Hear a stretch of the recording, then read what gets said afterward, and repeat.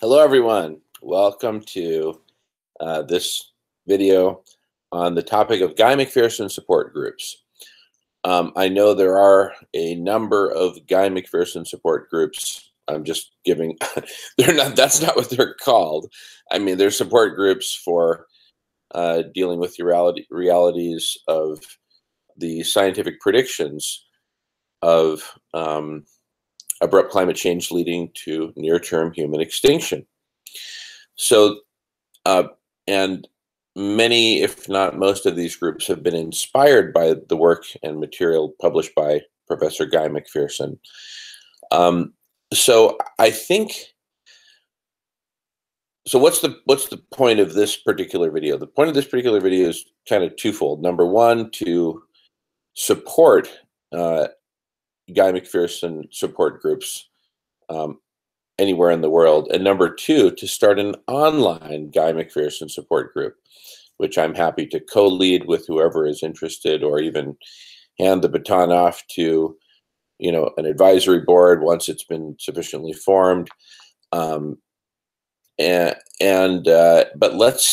let's have an online support group for dealing with this information, for assimilating it.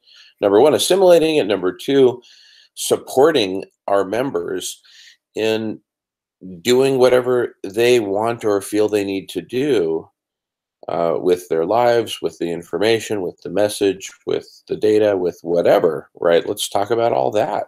Is there anything to do, or is there nothing to do? And I refer to the series Noah's Arcology on my YouTube channel for more on that. So let me begin with a story, the story of my learning about Guy McPherson and, where I went from there. So a friend of mine told me that a mutual friend of ours had recommended that he check out Guy McPherson and his predictions as to how long we had to live. And I was like, what? And so I checked it out. And I watched a 1-hour video that Guy had done. Here, I'll just kind of, well, I'll put the link in this video if I remember. Anyway, it's awfully late here. But anyway, look, it's called The Most Important Video You'll Ever See on Climate Change. Guy McPherson, The Most Important Video You'll Ever See on Climate Change, something like that. And it was a little over an hour, and Peter Melton gave the introduction, and it was just mind-blowing. And so I saw that, and I felt this immediate just pang of fear and anguish. It was like a knife stuck in one of my organs, and like, how do I get it out? Ugh. It was a permanent shift, not because not because I had immediately seen all the data and done the calculations or anything like that. No, there were a lot of stones left to be unturned in terms of my understanding of these amazing conclusions that Professor McPherson was reaching. But I could see just from listening to him, having studied for years in college and graduate school at UC Berkeley, MIT, UC San Diego, el Instituto Tecnológico de Monterrey, Mexico. And anyway, I've been to so many different universities, given talks, listened to talks, worked with faculty and researchers and graduate students in numerous capacities. I have a very good feel for, smelling BS and sensing when a scientist or engineer has integrity or whether they're just BSing. As corporate strategy manager at Microsoft, I had to talked with a lot of people, and I also had to really have this highly developed sense. My sense of Professor McPherson is that he is very high integrity and that he is not BSing around, and that he really knows what he's talking about, and that he's highly intelligent. So sensing all of that from the first 2 or 3 videos I watched of him,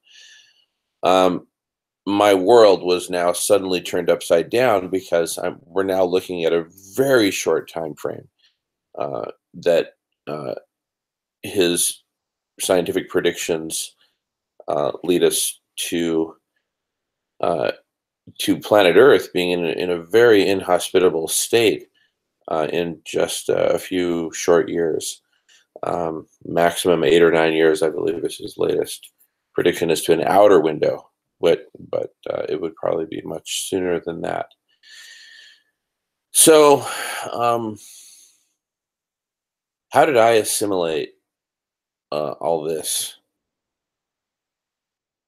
Very painfully. Yeah, I remember just like waking up in the morning after watching, his first video late at night the night before, and just like, ugh, it's like that knife in my side was still there. Ugh, how do I get that out? How do I deal with this? Well, I did more research into it, looked at many of the papers that he had cited on his website, Nature Bats Last, his blog.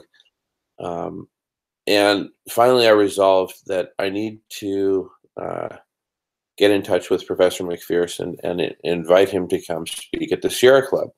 I'm program chair for the Sierra Club dinners, for the East Bay Sierra Club dinners in Berkeley, California.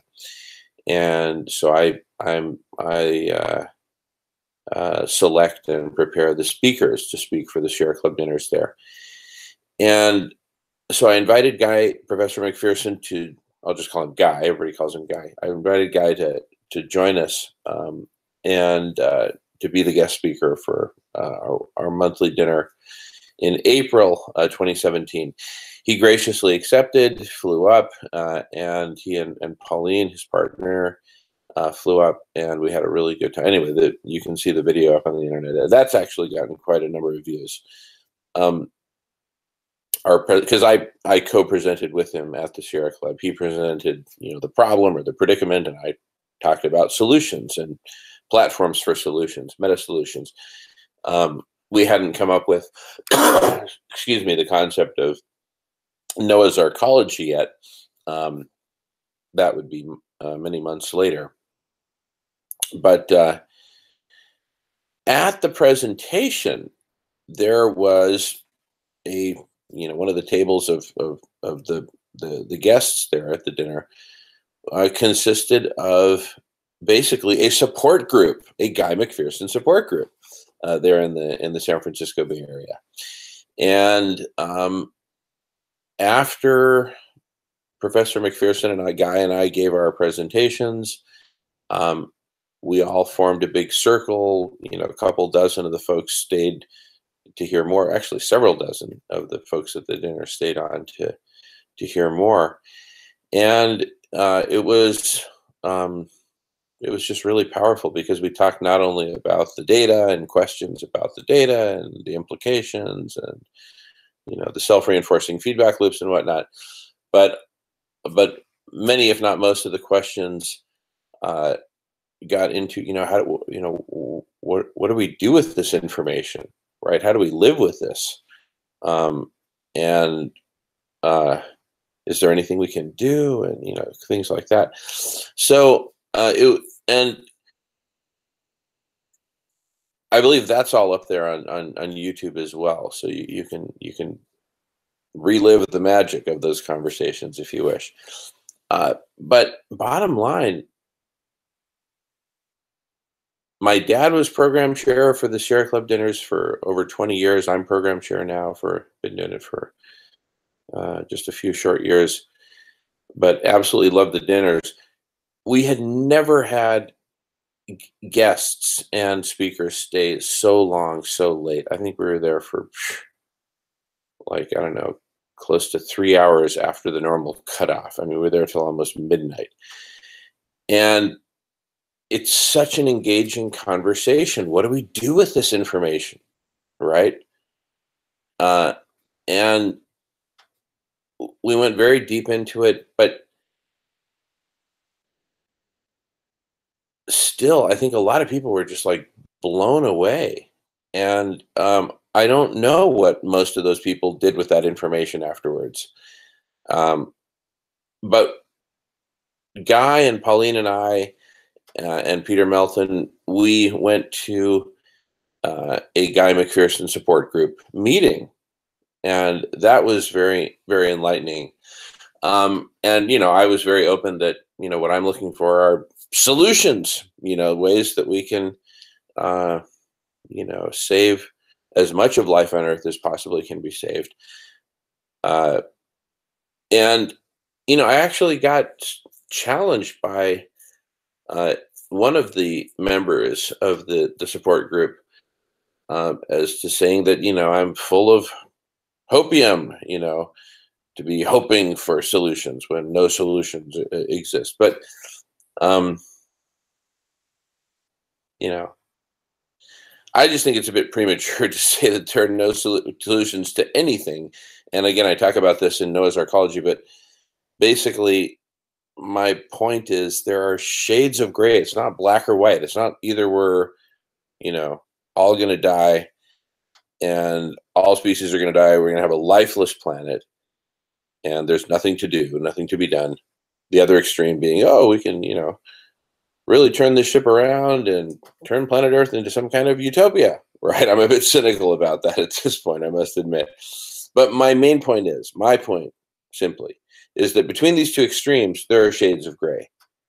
Pick your shade of gray, and there's different types of shades of gray, like, for example, building some arcologies to weather the storms and to exist for a higher purpose of decommissioning nuclear power plants, shepherding species and ecosystems to life to the extent possible, and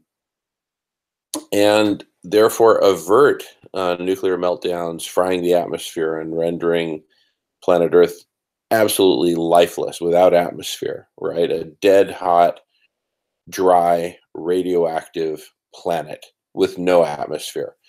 Um,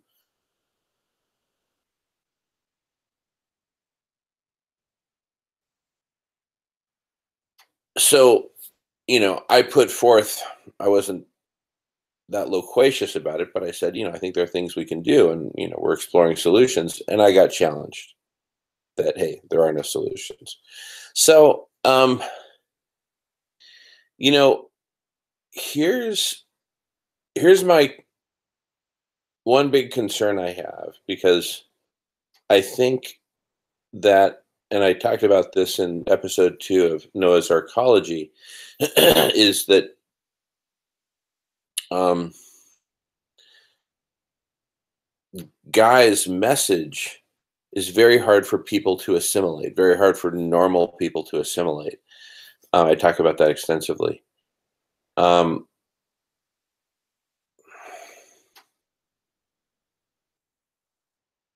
I think we really need to work on that, on making his message more assimilatable by people. And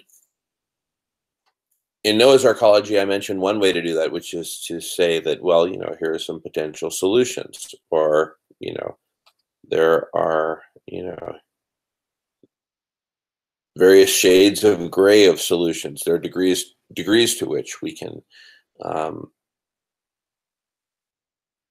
improve the future over a baseline of just, this extreme over here, of just total catastrophic meltdown of everything, and all life ceases to exist. Everything goes extinct. Um, I believe if those two things were presented together as a package, the predicament and at least some conversation, discussion about shades of gray of possible outcomes, then I think that's a much more easy to assimilate message than just Guy McPherson, apocalypse alone. And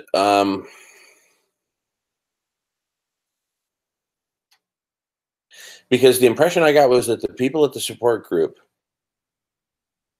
had assimilated the Guy McPherson apocalypse message, and it was basically almost like a hospice support group. I mean, not in any nature other than in the very meaning, the very, raison d'etre of the group itself, which is to prepare for death, basically. Well, that was one way of one way of thinking about it. Because it certainly wasn't an action-oriented, how do we improve things, shades of gray kind of group. It was, we're all going to die, and there's really nothing that can be done about that.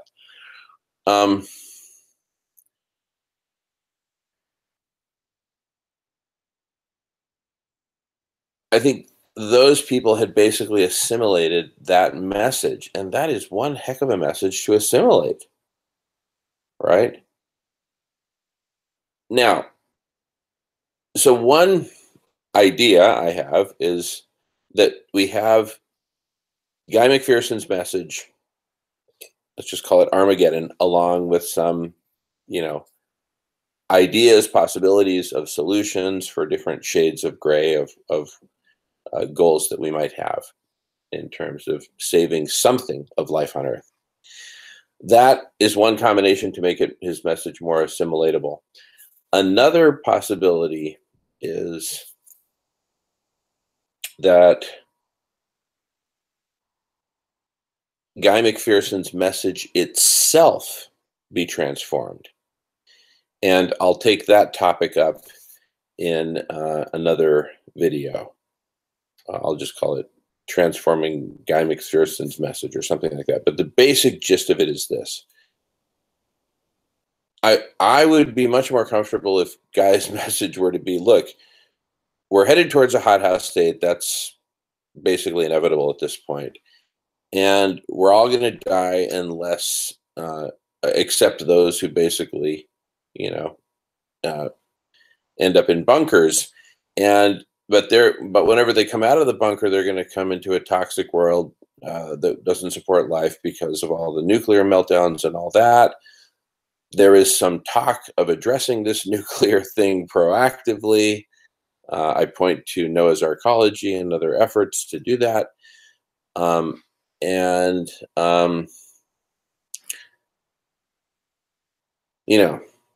message that basically has at least leaves open the door for thinking about this a little differently, right?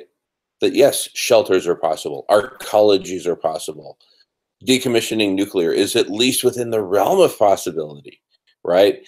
However likely or unlikely you may think that to be, I think at a minimum, his message is much more easily to assimilate if there's at least an opening for some sort of hope, right?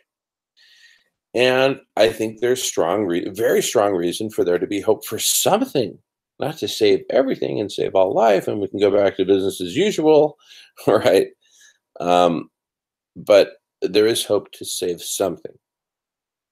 So I'll take that up in another video called Transforming Guy McPherson's Message. And I'll start that one in a few minutes. And I thank you all for watching. Arigatou gozaimasu. See you next time.